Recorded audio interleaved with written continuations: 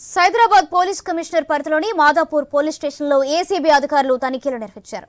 20,000 లంచం తీసుకుంటుండగా ఎస్ఐ రంజిత్ తో పాటు రైటర్ విక్రమ్ను ఏసీబీ అధికారులు రెడ్ హ్యాండెడ్ గా పట్టుకున్నారు. వీరిద్దరిని అదుపులోకి తీసుకుని విచారిస్తున్నారు. అవినీతి ఆరోపణలు వచ్చిన నేపథ్యంలో ఏసీబీ అధికారులు 2 రోజుల నుంచి నిఘా పెట్టి లంచం తీసుకుంటుండగా పట్టుకున్నారు.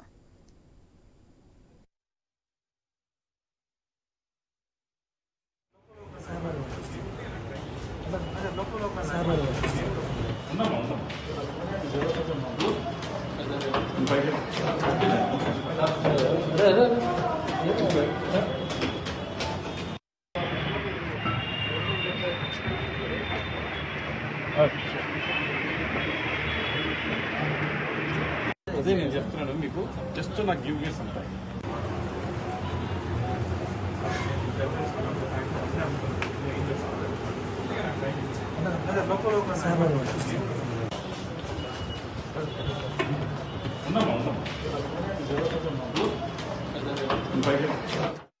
గురూజీ రామ్ నారాయణ్ జీ ప్రపంచ ప్రఖ్యాత జ్యోతిష్యులు ఇప్పుడు మన హైదరాబాద్ లో ఎటువంటి సమస్యలకైనా తక్షణ పరిష్కారం చేయబడును. సంప్రదించండి 96651137 9000004357. సైబరాబాద్ పోలీస్ కమిషనర్ పరిధిలోని మాదాపూర్ పోలీస్ స్టేషన్లో ఏసీబీ అధికారులు తనిఖీలు నిర్వహించారు. 20,000 లంచం తీసుకుంటుండగా ఎస్ఐ రంజిత్ తో పాటు రైటర్ విక్రమ్ను ఏసీబీ అధికారులు రెడ్ హ్యాండెడ్ గా పట్టుకున్నారు.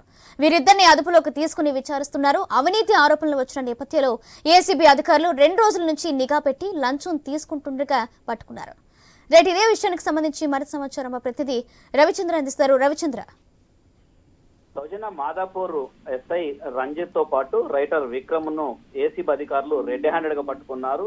20,000 లంచం తీసుకుంటుండగా రెడ్ హ్యాండెడ్ గా పట్టుకున్నారు. అయితే గత 2 రోజుల నుంచి వీరి మీద నిఘా పెట్టారు. అంటే లంచం ఇచ్చే ట్రెక్కి నిర్వహించారని చెప్పుకోవచ్చు. అంటే ఏ సమయంలో ఏ విధంగా ఉంటారు వీళ్ళకి అంటే చాలా చాకచక్యంగా, ఎందుకంటే డిపార్ట్మెంట్ కు సంబంధించిన వాళ్ళు, పోలీస్ డిపార్ట్మెంట్ కాబట్టి వాళ్ళు తెలివిగా ప్రవర్తిస్తారన్న ఆలోచనతోటి ఏసీబీ అధికారులు మరింత తెలివిగా ప్రదర్శించారు. గత 2 రోజుల నుంచి సివిల్లో వచ్చేసి వాళ్ళకు రకరకాల పనులు ఉన్నాయి, రకరకాల సమస్యలు ఉన్నాయన్న కోణంలో ఏసీబీ అధికారులు ఆ విధంగా వచ్చారు. దాంతో రెడ్ హ్యాండెడ్ గా పట్టుకున్నారని చెప్పొచ్చు. అంటే పక్కా ప్లాన్ తోటి పట్టుకున్నారు ఎస్ఐ రంజిత్ తో పాటు రైటర్ విక్రమ్ అని చెప్పుకోవచ్చు. ఎందుకంటే వీళ్ళ మీద గతంలో కూడా ఇదే విధంగా అవినీతి ఆరోపణలు ఉన్నాయి. వీళ్ళు ఏ కేసుకు సంబంధించి అయినా లంచాలు తీసుకుంటారు, లంచాలు లేదే ఇక్కడ పని కాదన్నట్టు వీళ్ళు ప్రవర్తిస్తుంటారు. దీంతో ఆ విధంగా పక్కా ప్లాన్ తోటి అవినీతి ఆరోపణలు గతంలో కూడా వచ్చాయి. కాకపోతే అవినీతి ఆరోపణలు రావడం వేరు, అవినీతిని నిరూపించడం అంతకంటే పెద్ద టాస్క్. ప్రత్యేకంగా అవినీతిని నిరూపించడానికి కూడా చాలా రిస్క్ తీసుకున్నారు. ఏసీబీ అధికారులు కూడా రిస్క్ తీసుకున్నారు. చాలా ప్లాన్ గా పట్టుకున్నారని చెప్పుకోవచ్చు. ఎస్ఐ రంజిత్ కావచ్చు, రైటర్ విక్రమ్ కావచ్చు. ఒక డిపార్ట్మెంట్ లో, పోలీస్ డిపార్ట్మెంట్ లో చాలా అవినీతి జరుగుతుంది. ఒక మాదాపూర్ పోలీస్ స్టేషన్లే కాకుండా అన్ని పోలీస్ స్టేషన్లో కూడా ఇదే తంతు కనపడుతుంది, ఇదే విధంగా కనపడుతుంది. తెలంగాణ అన్ని పోలీస్ స్టేషన్లో కూడా ఇదే పరిస్థితి ఉంది. ఎందుకంటే పోలీస్ డిపార్ట్మెంట్, మిగతా డిపార్ట్మెంట్ రెవెన్యూ కావచ్చు, మున్సిపల్ కావచ్చు, మిగతా ఏ డిపార్ట్మెంట్ లో అయినా అవినీతిని అక్కడక్కడ కట్టడి చేసేట్టుగా ప్రయత్నాలు ప్రభుత్వం చేస్తుంది. కానీ ఈ పోలీస్ డిపార్ట్మెంట్ కు సంబంధించిన అవినీతిని కంట్రోల్ చేయలేకపోతుందని చెప్పుకోవచ్చు. ఎందుకంటే ఇందులో ఈ డిపార్ట్మెంట్ లో ఉన్నట్లుగా వాళ్ళు తెలివిగా ఉంటారు. దాంతో పాటు వీళ్ళకు రకరకాల పనులు ఉంటాయి. పొలిటీషియన్లకు వీళ్ళకి కొన్ని పనులు చేసి పెడతారు, వీళ్ళు వాళ్ళకు పనులు చేస్తారు.